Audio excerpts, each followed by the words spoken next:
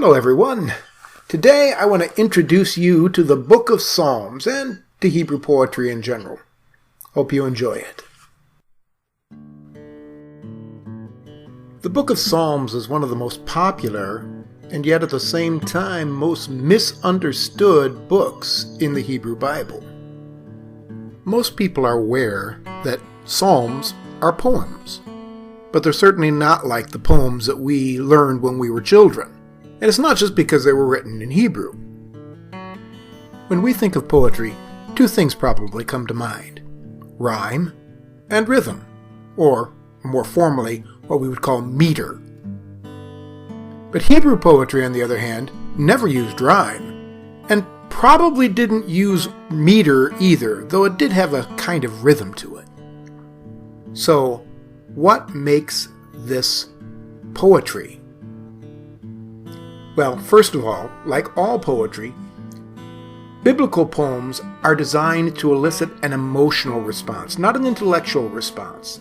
They use symbolism, metaphor, and emotional speech that wrenches our hearts. They don't typically prescribe to us proper behavior or response like, say, the laws would, and oftentimes the morality reflected in them might leave us scratching our heads a bit. Now, even though Hebrew poetry doesn't use rhyme and rarely uses meter, that doesn't mean it doesn't have rhythm. The rhythm is created by the use of lines of similar length, linked together with some form of parallelism. Well, what is parallelism, you ask? Well, parallelism is ideas or words that repeat or reinforce or contrast or supplement one another in adjacent lines.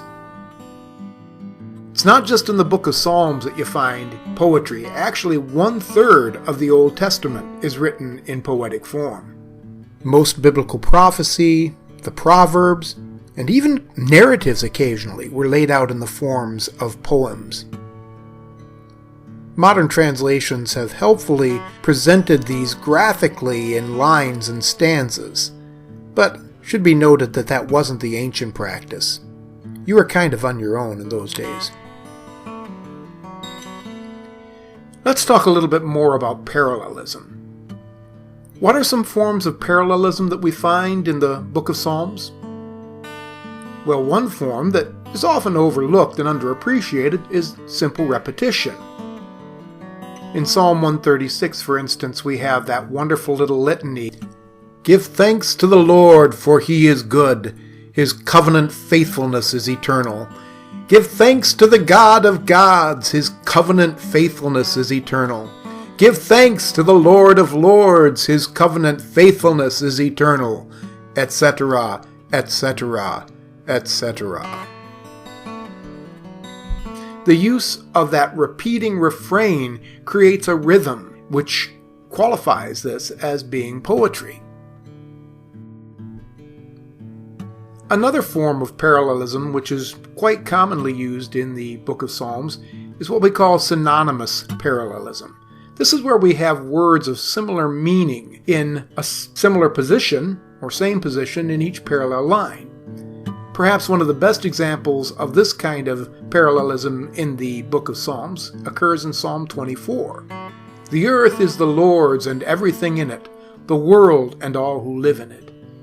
For he founded it upon the seas, and he established it upon the waters. Who may ascend the hill of the Lord? Who may stand in his holy place? See the parallelism here? The earth is synonymous with the world. Everything in it synonymous with all who live in it. He founded it upon the seas is synonymous with he established it upon the waters. The hill of the Lord is synonymous with God's holy place. Another form of parallelism, more common in the book of Proverbs, but also occasionally in the book of Psalms, is what we call antithetical parallelism. This is where we use words of opposite or highly contrasting meaning in the same position in each parallel line. Proverbs 10 gives us a good example. A wise son brings joy to his father, but a foolish son brings grief to his mother. Wise, foolish. Joy, grief. Father, mother. Each one opposites in their way. Lazy hands make a man poor, but diligent hands bring wealth. Lazy, diligent. Poor, wealth. He who gathers crops in summer is a wise son, but he who sleeps during harvest is a disgraceful son. Wise, disgraceful. Yet another kind of parallelism, which is a little bit more difficult to define, is what we call sometimes synthetic or climactic parallelism, where words and phrases build upon each one and sort of create a word picture that you might see in your mind as kind of steps leading upwards. Psalm 1 uses this kind of parallelism. Blessed is the man who does not walk in the counsel of the wicked, or stand in the way of sinners, or sit in the seat of mockers. Each one of those images, walking, standing, sitting, kind of building upon the one preceding it. So parallelism, in lines of similar length, pretty much defines what we mean by a psalm. But also, again, the use of highly emotional imagery, powerful imagery that tugs at our heartstrings. Well, the Book of Psalms is a collection of 150 Hebrew songs. The title of the book, Psalm, comes from the Greek word psalmoi, which means compositions for musical instruments. The Hebrew title of the book, on the other hand, is Tehillim, which means praises. The Book of Psalms is kind of the Hebrew hymn book. It includes many songs that were used for corporate worship or celebration, but also psalms that were used for private meditation. The Book of Psalms is oftentimes associated with David, and in fact 73 of the 150 psalms are called Psalms of David. Whether or not that means David actually wrote them is another question. 11 of them are attributed to a fellow named Asaph, who is called the chief musician. Many of them are attributed to people called the sons of Korah. Some of them are attributed to Moses and to Solomon. 50 of them are attributed to no one. We have no idea who assembled the Psalms together into a book, or even when it was completed. But we can be pretty sure it was finished well before the time of Ben Sira in about 200 BC. The Book of Psalms came into existence over a long period of time, and because it's sort of like a compendium of Israel's religious history, it has some interesting features. A few little bits of trivia about the Book of Psalms. It is the longest book of the Bible. And not only is it the longest book, but it also contains the longest chapter in the Bible, Psalm 119. Just shortly before that, we find the shortest chapter in the Bible, Psalm 117.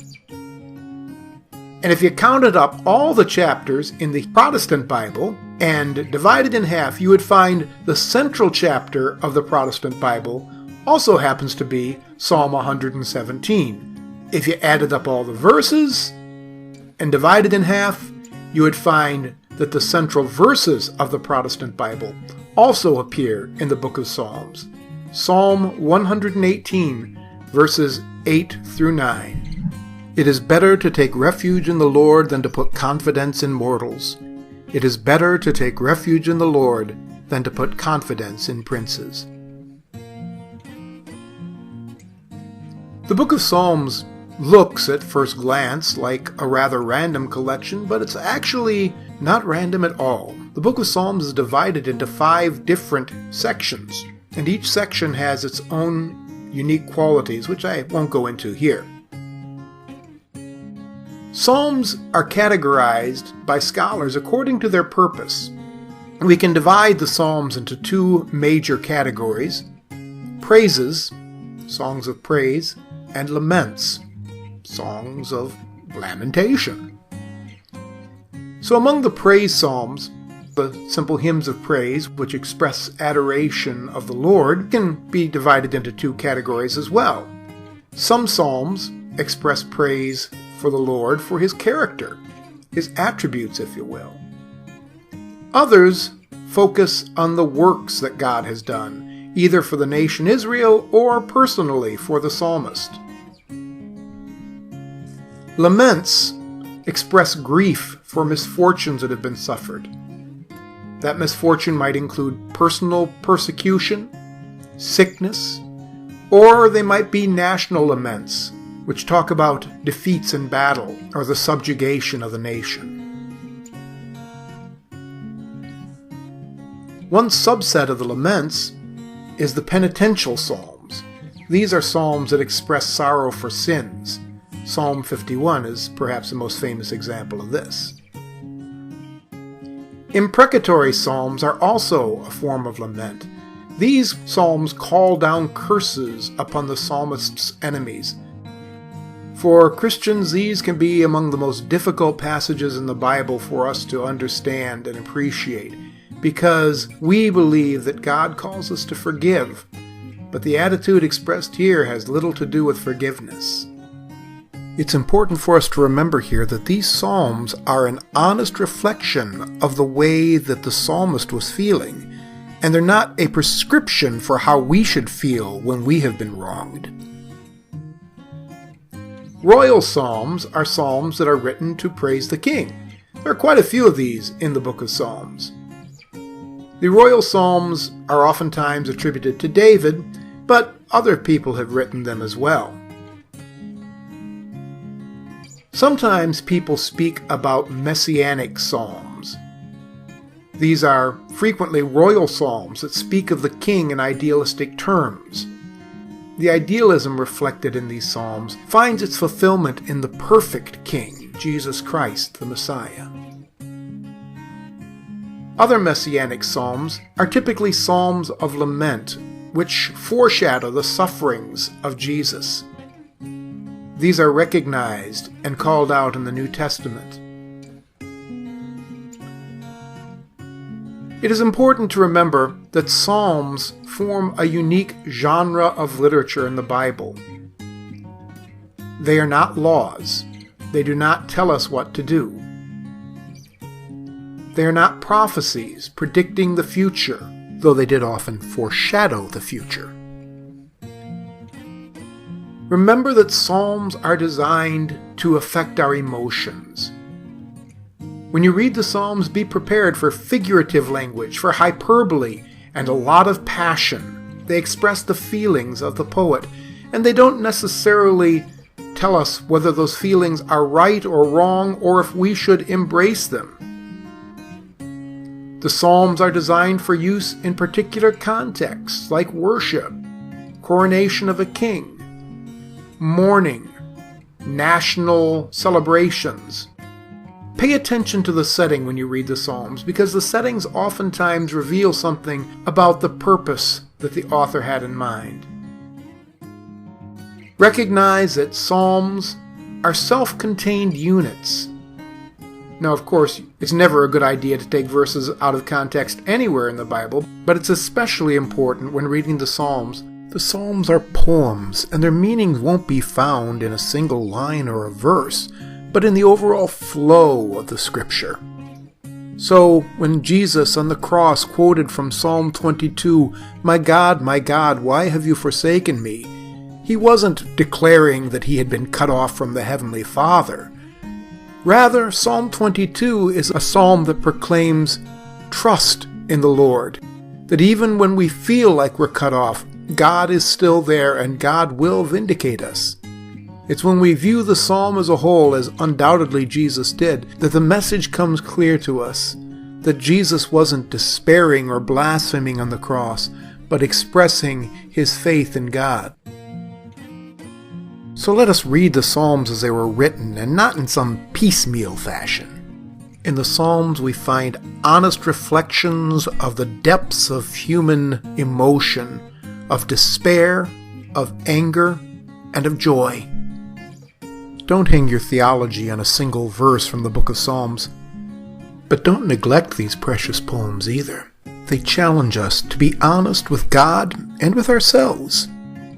So let the psalmists speak, and let's not force their words to say something that we want them to say, but rather let's listen with integrity so that we can understand well the struggles and the triumphs which have been part of the life of faith throughout all the ages.